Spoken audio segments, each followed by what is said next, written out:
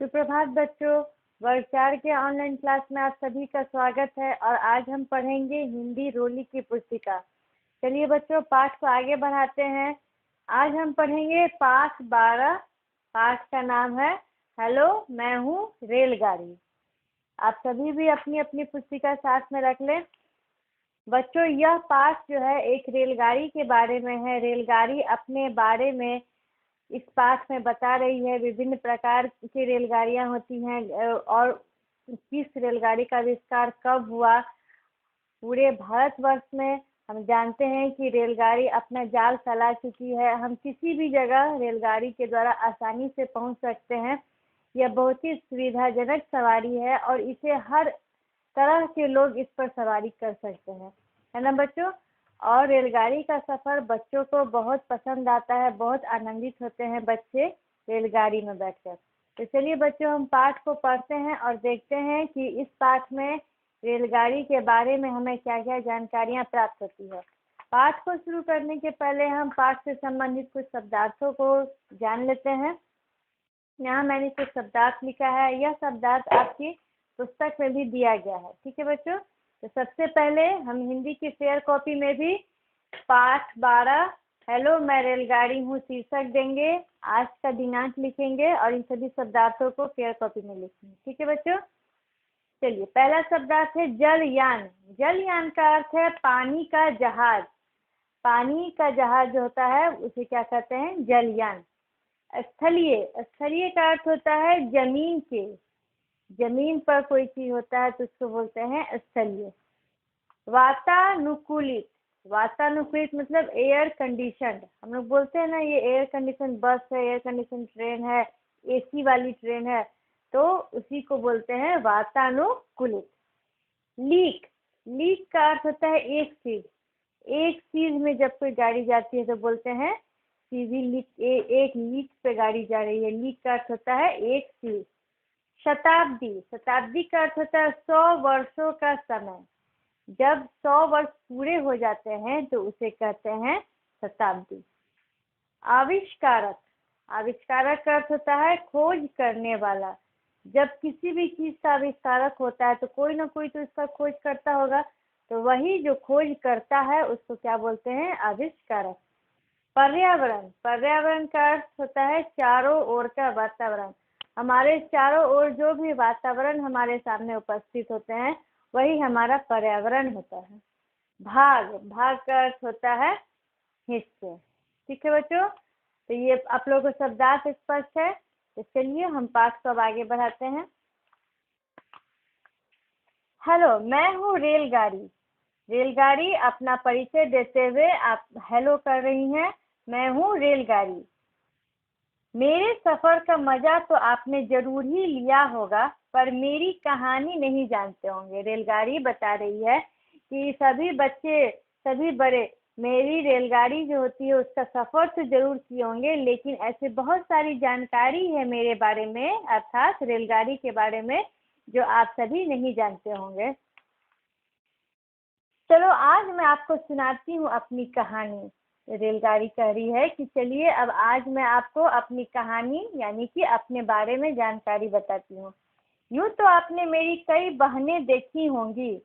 अब रेलगाड़ी अपने बहनों के बारे में यानी कि अपने विभिन्न प्रकारों के बारे में बता रही है, जैसे सवारी रेलगाड़ी, मालगाड़ी, ट्राम गाड़ी। पर एक चीज सभी में एक जैसी है, हमारी पटरी। रेलगाड़ियों के प्रकार आपने देखा क्या क्या है? सवारी गाड़ी, माल गाड़ी, ट्राम गाड़ी। लेकिन सभी में एक चीज क्या कॉमन है कि सभी गाड़ियां तो अलग अलग प्रकार की हैं और अलग अलग कामों के लिए प्रयोग की जाती हैं, लेकिन सभी गाड़ियां में एक समानता यह है कि सभी पटरी पर ही चलती है। सभी की पटरियां एक समान होती हैं। हवाई जहाज के उड़ने के लिए खुला आसमान है, जलयान के लिए लहराता सागर है, जमीन पर चलने वाले वाहनों के लिए सड़क है और मेरे लिए पटरी है। हम देखते हैं कि हवाई जहाज कहाँ उड़ता है? आकाश में। और जलयान यानी कि पानी का जहाज कहाँ तैरता है? तो वो सागर में तैरता है।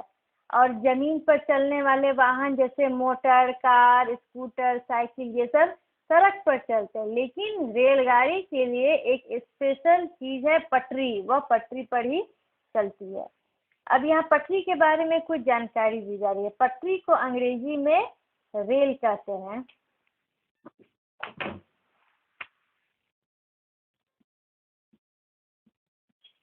पटरी को क्या बोलते हैं? रेल, अंग्रेजी में।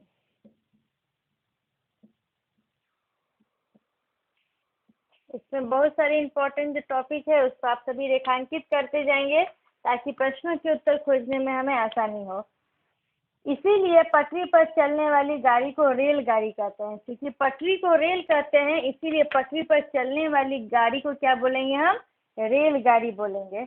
अगर आपसे कोई प्रश्न पूछा है कि रेलगाड़ी क्यों कहते हैं इसे, तो आप बिल्कुल समझा सकते हैं कि क्योंकि पटरी को रेल बोलते हैं, इसीलिए पटरी पर चलने वाली गाड़ी को रेलगाड़ी कहते हैं। प्रारंभ में मैं बहुत साधारण थी, पर सुधार होते होते आज मैं यात्रियों को बहुत सुविधा देने वाली हो गई हूँ। पटरी पहले बहुत ही सिंपल सी, साधारण थी, लेकिन धीरे धीरे इसमें भी चेंजेस हुए और वे अधिक सुविधाजनक हो गए। मेरी एक बहन पैलेस ऑन व्हील्स तो बिल्कुल राजमहल की तरह है। यहाँ एक गाड़ी के बारे में चर्चा की गई है, पैलेस ऑन व्हील्स। यह भी एक प्रकार की गाड़ी का प्रकार है, रेलगाड़ी का प्रकार है। पैलेस ऑन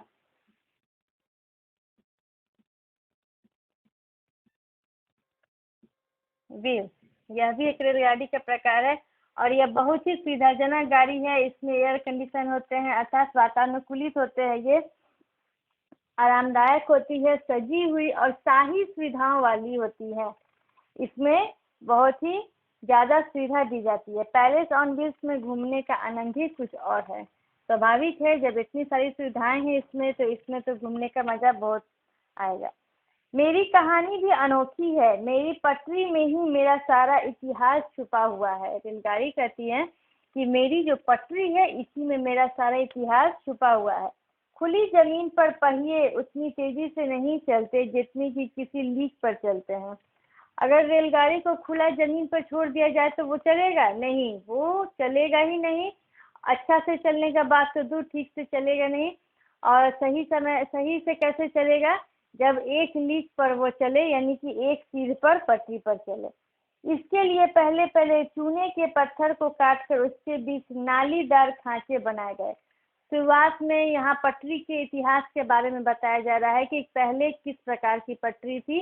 तो चूना पत्थर का यहाँ पे क्या किया गया था? चूना पत्थर को काट कर उसके बीच एक सांचा, नालीदार खांचा तैयार किया गया था। इनमें घोड़ा गाड़ी, ठेले आदि चलाना सरल था। इस पे क्या चलती थी? घोड़ा गाड़ी और ठेले आदि चलते थे। आगे चलकर किसी ने जमीन में धंसी रहने वाली लीक या खांचे की जगह ऊपर उभरी हुई, पहले क्या था? धंसी हुई लीक थी, उसके बाद कैसा लीक बनाया गया? ऊपर उभरी हुई लीक बनाई गई। ऐसे लीक बनाई जिसे पटरी कहा जाने लगा। और जब नीचे धंसी हुई की जगह जब आगे चलकर उभरी हुई लीक बनाई गई तो इसको पटरी का नाम देना शुरू किया गया और इसे पटरी कहा जाने लगा। बाद में इंग्लैंड और अमेरिका में लकड़ी की पटरी बिछा दी गई। फिर धीरे धीरे इसका और विकास हुआ और चूना पत्थर की जगह अब कैसी पटरी बनी? लकड़ी की पटरी बनी। कहाँ? इंग्लैंड और अमेरिका में। इंग्लैंड और अमेरिका विकसित देश हैं, विभिन्न प्रकार के खोज होते ही रहते हैं। तो उन्होंने क्या किया? लकड़ी का पटरी बना दिया, बिछा दिया, जिस पर कोयले और अन्य खनिजों से भरे हुए वाहन चलने लगे। जिस पर सवारी गाड़ी तो नहीं, लेकिन कोयले से भरा हुआ गाड़ी इत्यादि चलने लगा।